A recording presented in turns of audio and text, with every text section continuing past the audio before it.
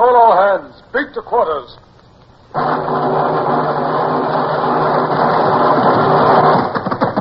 Now up the guns. Stand by the starboard battery. One broadside into it, if you please, Captain Bush. Pointers on target. Linstocks ready. Aye, sir. Ready. Fire!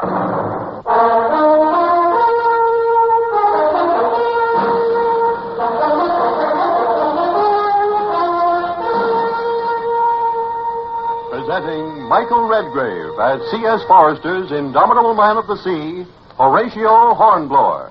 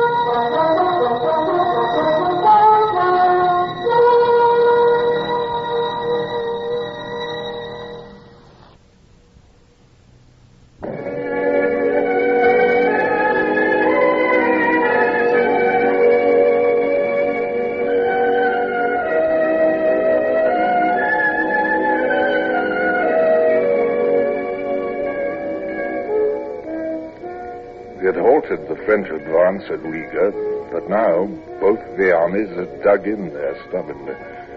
Unfortunately for us, this meant a stalemate. As summer faded into autumn and flurries of snow hurried us towards one of those early Russian winters. Riga Bay, where my squadron lay, was covered with a thin film of ice.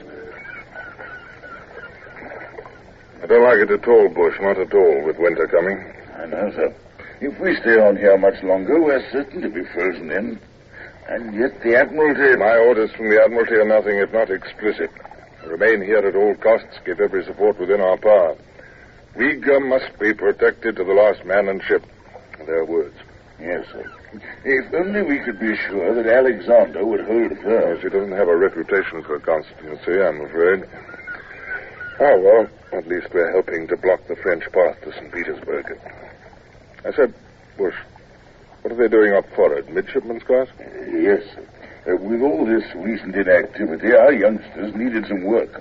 I've ordered regular resumption of all peacetime instruction under the sailing master, Mr. Tooth. Excellent idea, Bush. Midshipmen are a curious breed, Bush. I'm afraid their lot is not a happy one. Did I ever tell you of my first dubious distinction in the service of His Majesty? The day I came aboard the old Justinian as midshipman, she lay just off Portsmouth. And I was seasick, Bush. Seasick in Spithead Harbor. I was too thin, too tall, too young, too shy, too gawky, not long out of a quiet country village. Nervous, but deeply conscious of my new estate in life. Poor old Keene captained the Justinian, already a sick man, very, very morose. Yet he was not unkind that day when I reported to his cabin, rather shakily. Mr. Hornblower, I'm glad to welcome you on board my ship. Yes, sir. That is, aye, sir. Your age is, let me see, 17. Is that correct? Yes, sir. Birthday, July 4th, 1776. I'd been 6 years as lieutenant before you were born, Hornblower. Yes, sir. Doctor's son, eh? How far did your education go? I studied Greek at school, sir. I read Cicero, too. Better if you could foresee a squall in time to get the topgallants in. We've no use for ablative absolutes in the Navy. Yes, sir. No, sir. Did you bring your dunnage aboard with you? My sea chest, sir? Oh, yes, sir. It's at the entry port. Good. I'll get a boy to show you down to the midshipmen's quarters. Well, obey orders, Hornblower. Learn your duties, and no harm can come to you. That will do. Thank you, sir. Despite the captain's words, Bush, harm began to come to me almost at once. I was led down ladder after ladder into the twilight of the 'tween decks and came at last to an especially gloomy recess. There, half a dozen shirt-sleeved young men, all a good deal older than myself, sat around a table, lighted faintly by a candle, and I entered rather hesitantly. Well, who's this? Who's this? Can it be our ranks are swelling? Simpson, look at him. Look. He's positively green. No, I'm quite all right. It's just... Well, that shore boat did toss quite a bit on the way out now. Do you know what it is, Simpson?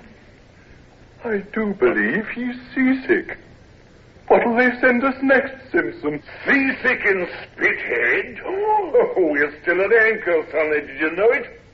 Seasick in Spithead.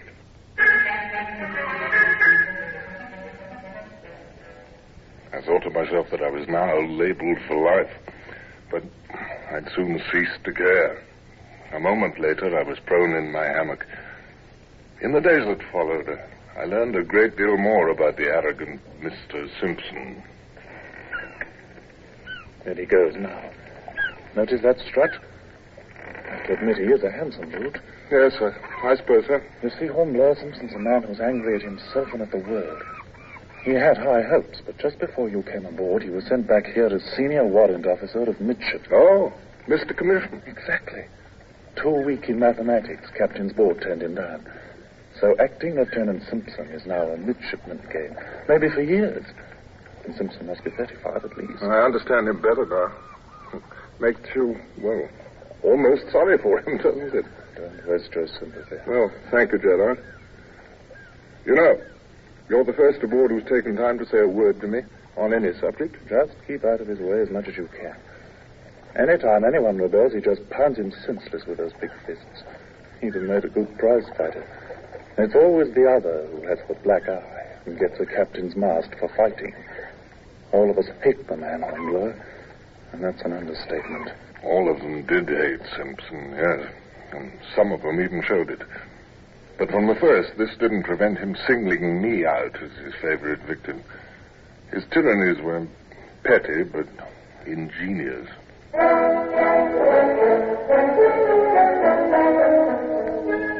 Mr. Hornblower, don't put on your coat. You haven't finished here. But you said that... I said swab down our berth deck. You call that a clean deck? Oh, Mr. Simpson, if you hadn't just tracked... Back on your hands and knees, Hornblower. Put some bristle into it. You've got any? That's better. Haven't forgotten how to give you a beating yesterday, have you?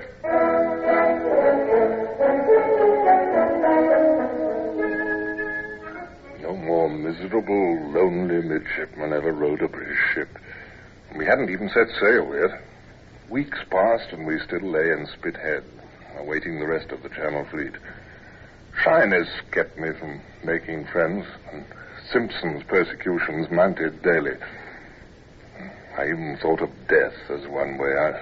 In my black despair, the waters of Spithead promised a friendly escape, and often at night I made elaborate plans for suicide.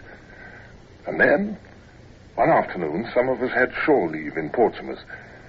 By chance, I wandered into the George Inn as three of our ship's company were looking for a fourth at their card table. Why, it's young Hornblower. I say, youngster, do you play whist as a means of passing the time? Why, yes, sir.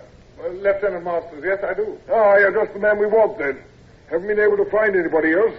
Come over here. We badly need a fourth. Mr. Simpson and Mr. Graves and I... Simpson? Well, I like whist, sir, but... I've just remembered I have an appointment. No. I shan't let you escape now. Don't mind Simpson. As senior lieutenant, I could order you to stay, young man. Now, come along. Yes, sit down, Hornblower. Simpson deigned to give me a curt nod as I sat down. He and Graves had been drinking wine. Their faces were quite flushed. Now, it happened that I did like whist. For years, I'd made a fourth at home, and I even had a kind of passion for it. Excellent, excellent. Now we can cut for places and partners. Simpson and Graves against you and me, Hornblower. Shilling a trick of stakes, is that too steep, gentlemen? As you wish, Lieutenant. I like any sort of gambling. Good, good. Your deal, Mr. Graves. Let us be at it. It soon appeared that Simpson was a very poor whist player. Those shaky mathematics, possibly. On the other hand, I was, rather experienced. Masters and I took the first game and the second, and Simpson grew more and more sullen and angry. And then came the end of the third game. The rest are mine. What do you mean? I've got the king of hearts still in my hand? 5 tricks, game and rubber. But then I'll take the... All right, Hornblower. You know too much about this game, my cocky friend. Know the backs of the cards as well as the fronts, don't you? Simpson was muddled. I'm quite sure he spoke without intention, but suddenly a plan occurred to me in stark outline. His life or mine. Perhaps it was my only escape from an intolerable existence. That's a very insulting remark, Mr. Simpson. Huh? I shall have to ask satisfaction, I'm afraid. Satisfaction? Now, see here, Hornblower, you can't be... Now, look, dueling's a serious business. I'm sure Mr. Simpson will explain that he was merely joking. I've been accused of cheating at cards, Mr. Masters. That's a hard thing to explain away. Mr. Hornblower, I must insist. Now, come. The wine was in and the wit was out. Let's forget this. Oh, with pleasure, sir. If Mr. Simpson will apologize at once and admit that he spoke in a manner most ungentlemanly. Apologize to you, you little whippersnapper? To you? I'll see you roasted by the devil first. That does it, gentlemen. Go!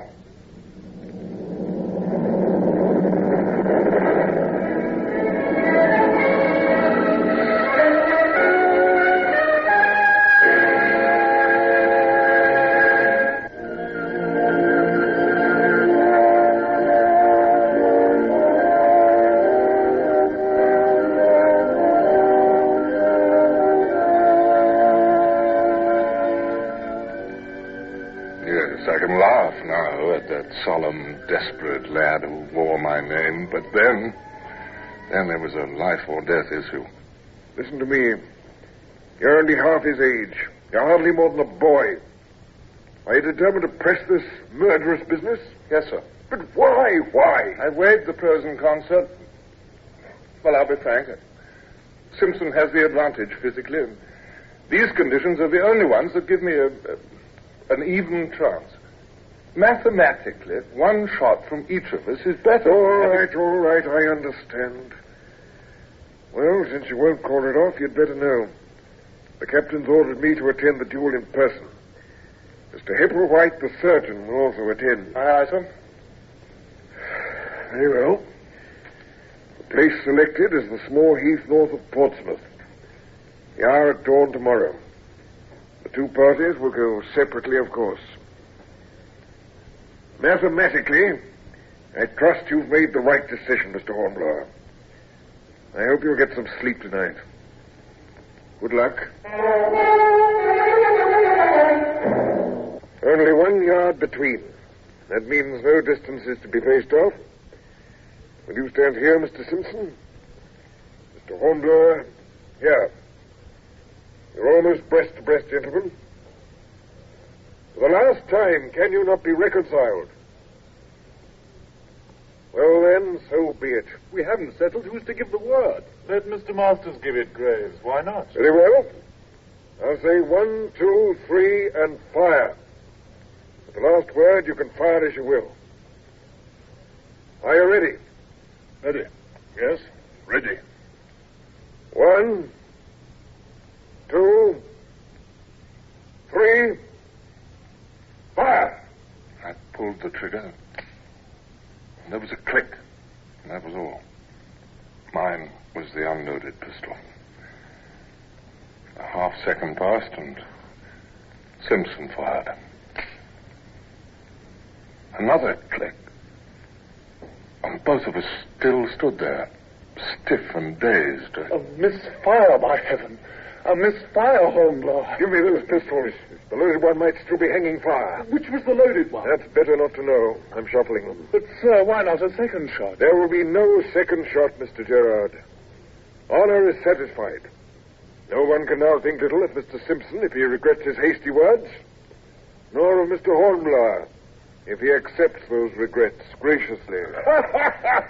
Their faces! Their faces! Oh, you young fools! You ought to see how you all look. Solemn as cows! Mr. Hepplewhite, your behavior is indecorous. Our coaches are waiting on the road. The cutter is at the jetty. I think all of us can do with a little breakfast now, including Mr. Hepplewhite.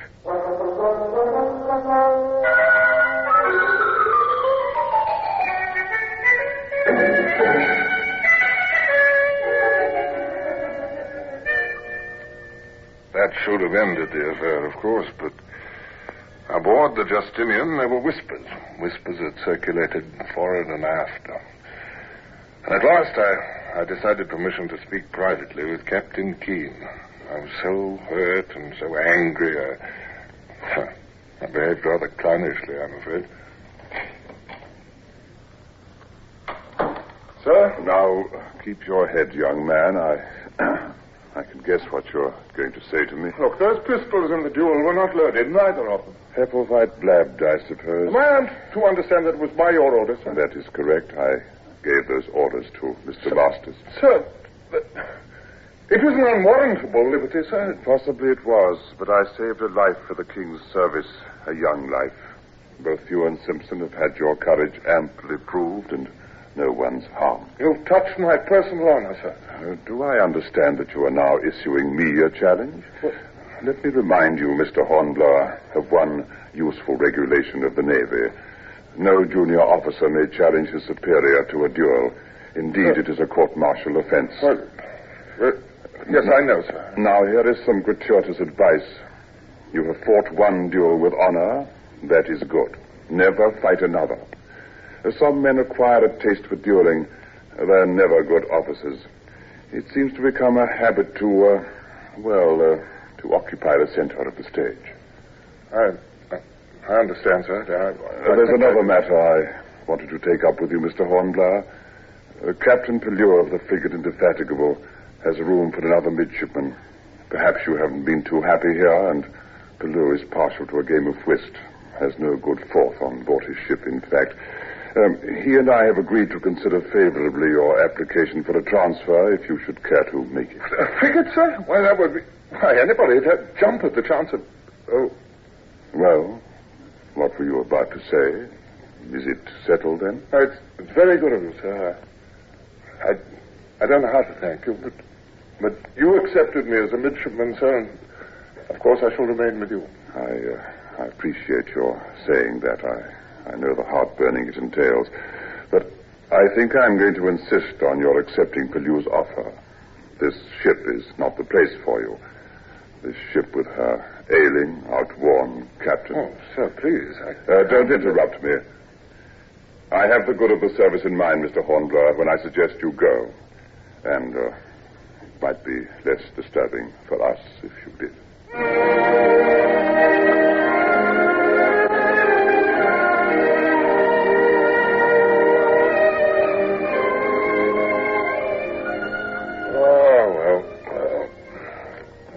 Poor old Keener. I never saw him again. He's been dead a long time now, Bush. I've often thought of him, though, when I became a captain and learned of all those extra burdens that go with a command. Yes. Well, at least we've passed a little while away from a Russian winter. And we've still got Riga to defend in the morning.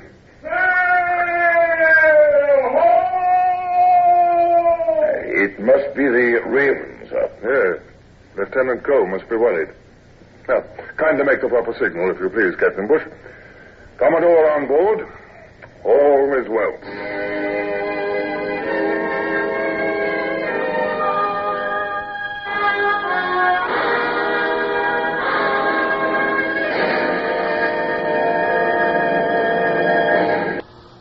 Horatio Hornblower, starring Michael Redgrave, is based on the novels by C.S. Forester. Music composed and conducted by Sidney Torch. Produced by Harry Allen Towers.